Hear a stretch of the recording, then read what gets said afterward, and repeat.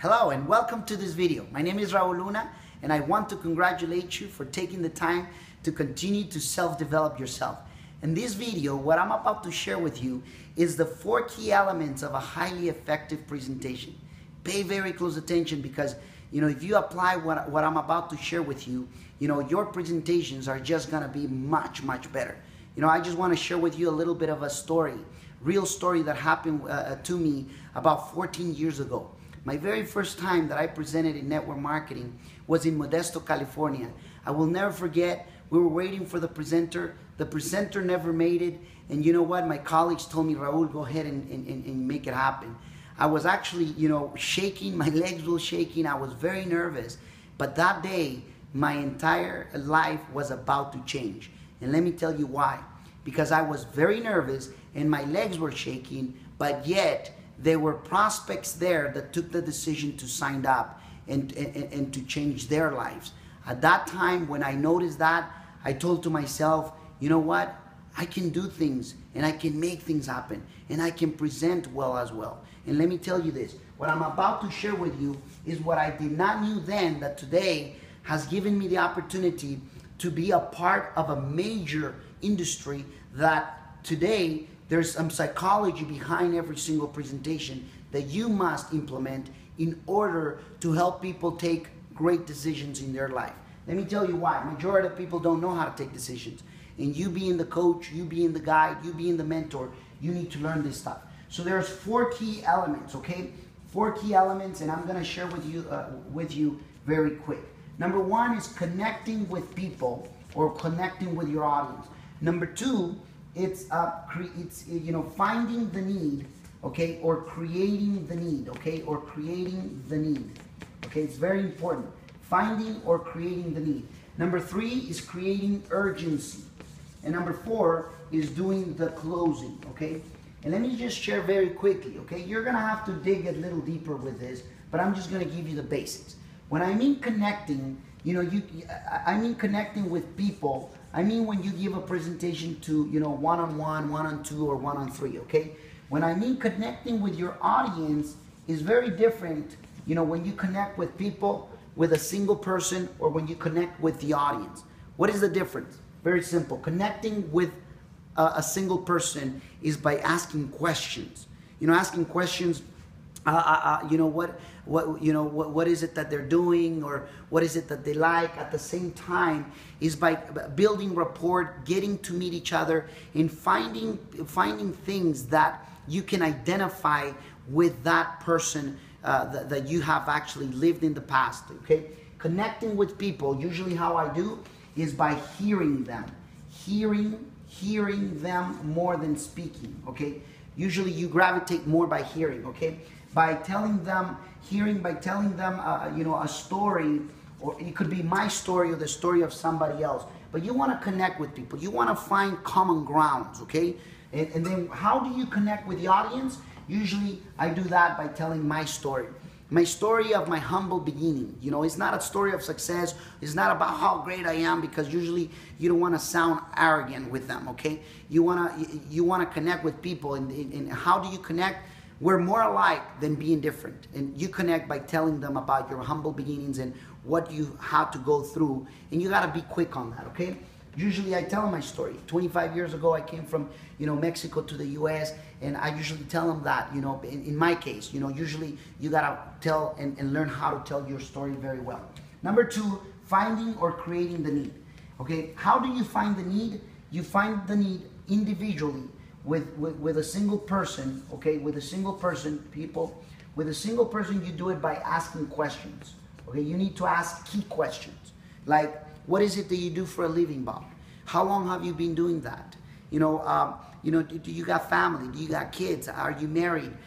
Prior to your construction work, or what is it that you used to do? Have you ever done network marketing, or have you ever done a business of your own? Things like that. So when you hear people, say, well, the job is not doing well right now. I've actually got some hours cut from my work. You got to find the need to asking the proper questions. And creating the need in an audience, you usually create the need on an audience, okay? And the way I do it is I usually tell them what what's going on in the economy. You know, for instance, Paul St. Pilsner on his book by the name of The Next Millionaire says that 80% of the next millionaires are going to come from the home-based business.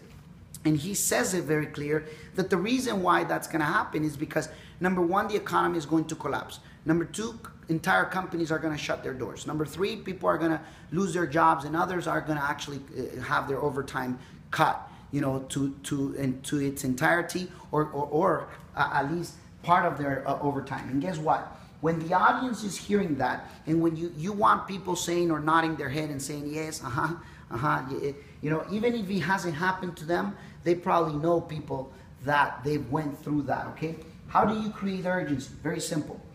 Usually, you know, when I'm going to work with someone in my primary opportunity, I usually tell them that they got to have a vision of what they want in their first year, second year, third year, fourth year, fifth year.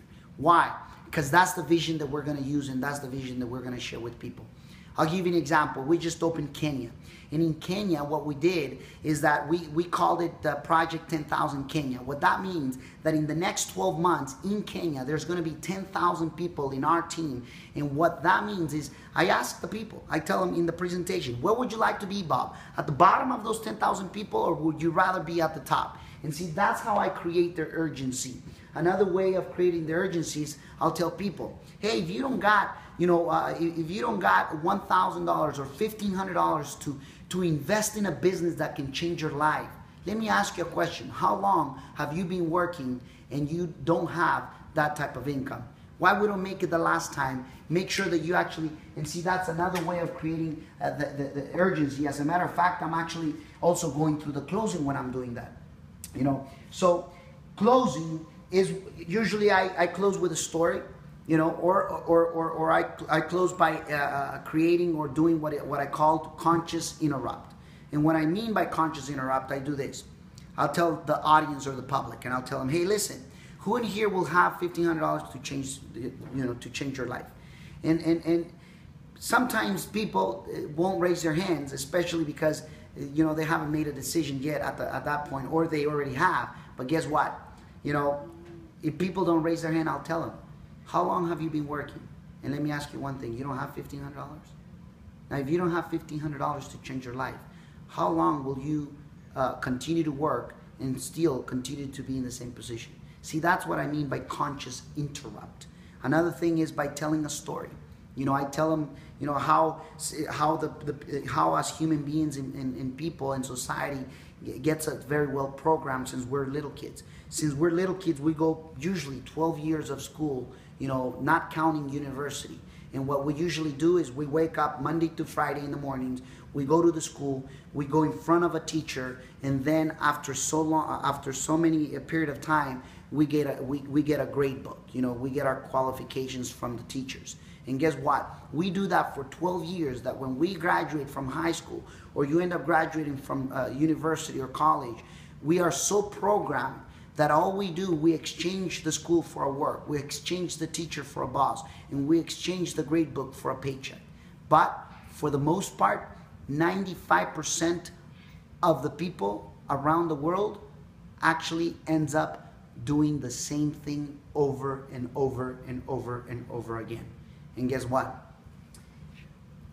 In the presentation, you want to close with a story, with an analogy, or you want to close by doing a conscious interrupt. And always remember, connect with people or connect with your audience. Break the ice, okay? Crack a joke.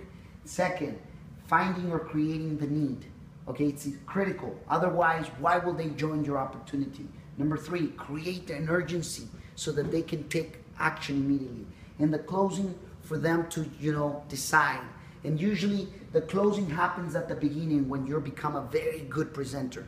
How do I know that? Is because at the beginning, while you're connecting, while you're telling them your story or connecting with people or breaking the ice, usually you want to also tell stories of success. Stories of success, not of your own success, but of other people in your team, other people in your team. And if you don't have people in your team that has been successful, well, in your upline, in your upline or other people, it's always good to show the magazine of those people that are succeeding.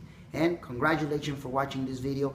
Go and put it to the practice, because when you become a master of what I just shared with you, you will have such an exclusive, effective presentations all or for the most of the time. My name is Raul Luna. Congratulations. I get to see you in the next video.